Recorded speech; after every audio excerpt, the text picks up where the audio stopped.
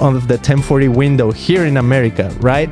And I think you even had a special connection to the person that created the concept. So if you can tell us, overall, what is so cool. What is the 1040 window? Well, there was a gentleman who was a missiologist, really from Southern California here. His name was Ralph Winter, and he and his wife, I think more than anybody, came up with the idea that we need to pray for this region of the world, because this region of the world was where is the least evangelized region of the world. So the 1040 window is from East Asia to West Africa, and from the 10th to the 40th parallel. So this window of the world that includes all of North Africa, and then the Middle East and Asia, Asian continent of India. Area of India, and all those islands that are included in all that. That area of the world includes the three world religions of Hinduism, Buddhism, Wow, and Islam. So that area of the world is the least evangelized area of the world, but it's also where the poorest of the poor of our world lives. wow. And then what's so interesting is with international students, and that's been our main focus of ministry as we wrote the book for that reason. And but yet we wrote it also to keep people conscious of the immigrants that live in our communities too. That this area of the world, about 70% of those who come to the United States are from this area of the world. Wow, 70%. 70%. Wow. And so that means that we have an opportunity, and the whole idea behind the 1040 window was to pray for that area so we could send missionaries. And yet missionaries couldn't get in. They were blocked because of visa issues and so on, and countries that were closed to the gospel, etc. But God said, hey, that's not a problem for me. He said, I can handle this. I'll instead of you getting all worked up and disappointed or whatever about getting people in, I'll just bring them to you. And so that's what he's done. And so he's brought this unreached region of the world to America, in our cities, in our universities, and given us the opportunity then to reach out to them. Wow. Okay, so it really is started with prayer. It did. Right? Yeah. So the prayer was like, how can we impact these people that haven't heard of the gospel in nations that are hard for us to reach? They're, in a sense, they're blocked to the message. And then somehow he heard the prayer. And that speaks so much to the ways of God, right? Because you would assume, okay, God is going to open doors for us to access and actually go there. And I think there's, no, I'm not saying God is not doing that, right? Because I've heard also stories from Latin American people who maybe go to those places, and because they look more similar to the people in those regions, they're accepted, right? But at the same time, I feel like God's like, well, no big deal, right? Because also I feel like we're in a stage of humankind where people are getting more educated, right, around the globe. Sure. And part of that, is going to America to get educated. So you were even saying, on Saturday when we met, you said, you mentioned like Gandhi, like he studied abroad, right? And then when he came back to his motherland, he's like, well, maybe what I experienced as far as Christians wasn't very compelling, even though I like Jesus, right? So, that speaks volumes about the people that are coming to America. So from your vantage point, now that the 1040 window is here, do you think they're experiencing Christianity or Jesus in a better light than maybe even Gandhi did when he was, living abroad?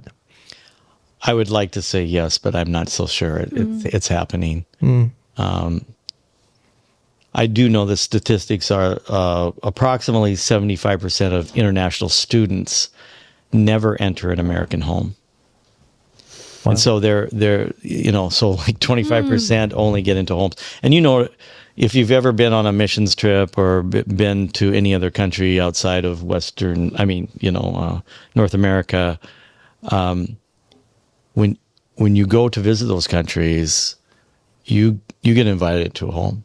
Yes. They show hospitality and they love on you, and they're not afraid to spend money to help you in various ways. They take the idiom, they'll take their shirt off their back for you, and whereas in America we're kind of closed, and we're kind of, oh boy, should we trust these people and so on, and so it can be kind of a closed door situation. Now that's not true necessarily with Christians.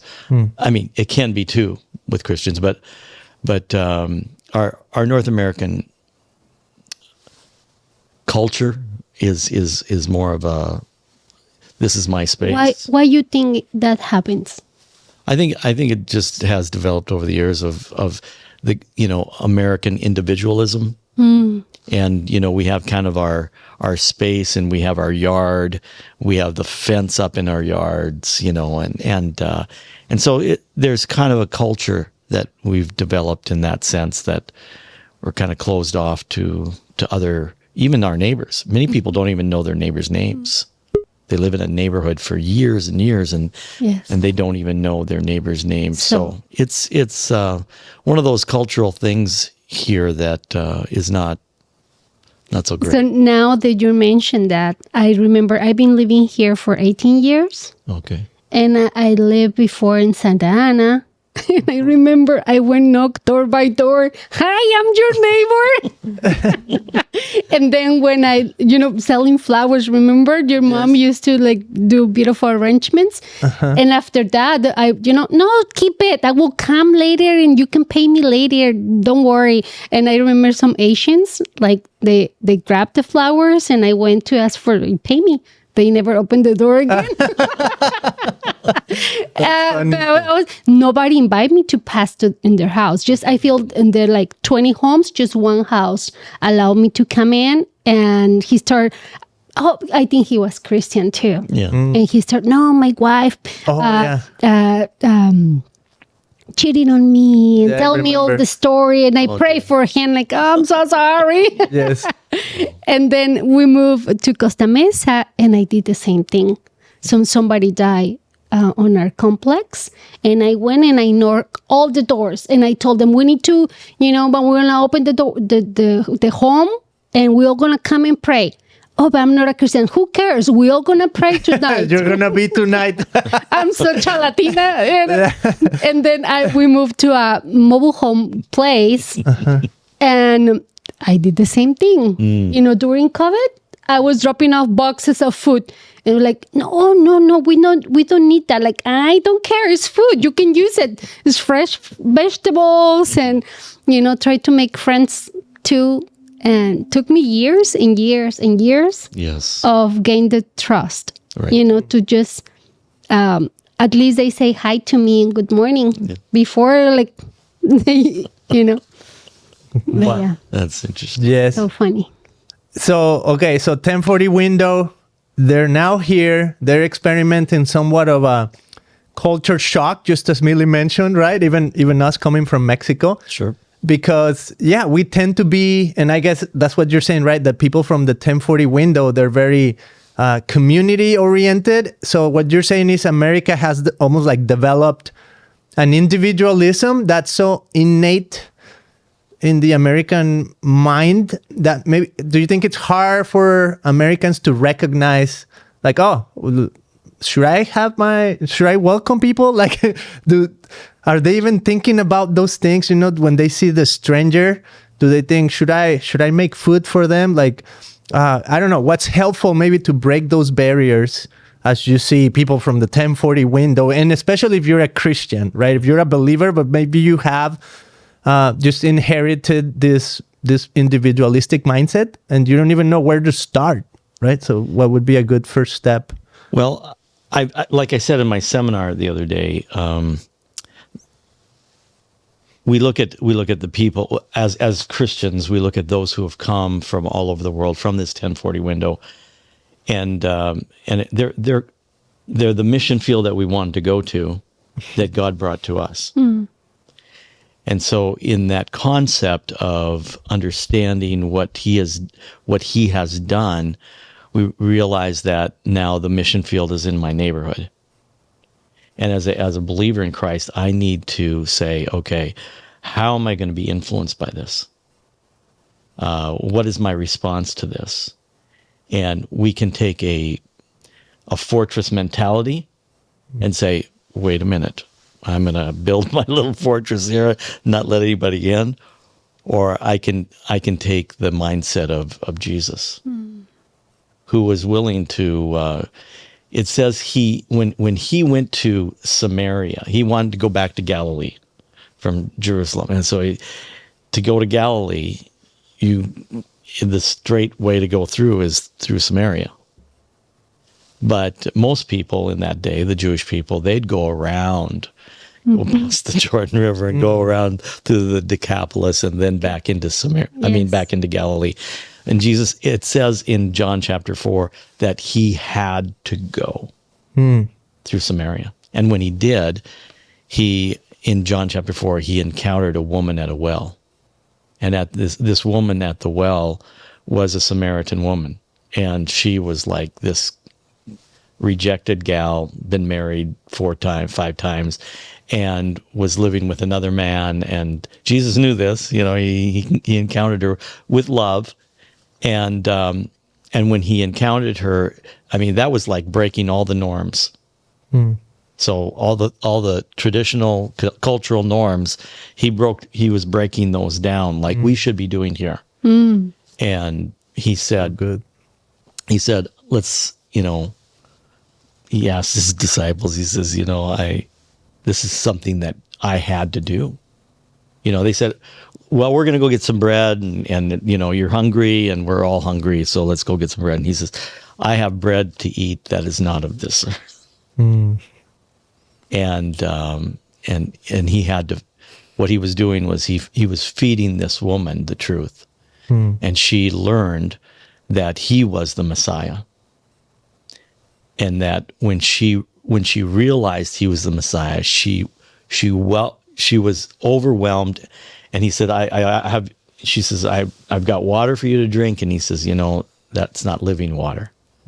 He says, you can temporarily, quench my thirst, but he says, what I have to offer you is living water. And she said, oh, okay. And then it's the beautiful story of where she literally then comes to faith in the Messiah, in Jesus right there.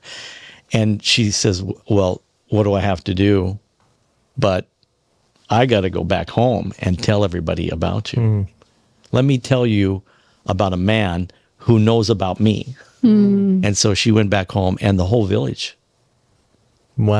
came to faith. And then they invited him in, and he stayed there a few days. I mean, it's a wonderful story of this whole thing of breaking down your cultural background. And so the question is then, where do we, as believers in Jesus, what influences my opinion about foreigners in this country? Is it the media? Is it a political entities? Is it like I said, the media or whatever, or is it the Bible? And we as believers need to be influenced by the Bible and how we view anyone, my neighbor, the foreigner, and look, and we see the example of Jesus when he said, no, I'm not going to go around. I'm going to go through Samaria. Wow. And so he made an impact on all of us in that regard. That's so good. So Jesus saw, it's almost like he saw the window and he broke through it and was like, yeah, I'm going to go here. So that's a great question, because how many of us are maybe avoiding the window that we see, right? Samaria was right there. All you had to do is just walk through it and preach to them, right? Or just be in relationship with them. So how many of us are going around, in a sense, this 1040 window that it's now here for whichever reason, right? Which it could be what the media is telling you, maybe even bad experiences, right? Like we know a few cases that, they knew we were immigrants and they're like, well, we already kind of had you in a bad light because of a previous experience. Like, oh, okay, well, you didn't give us the opportunity for you to meet us and not that other person that you had a bad experience with, right?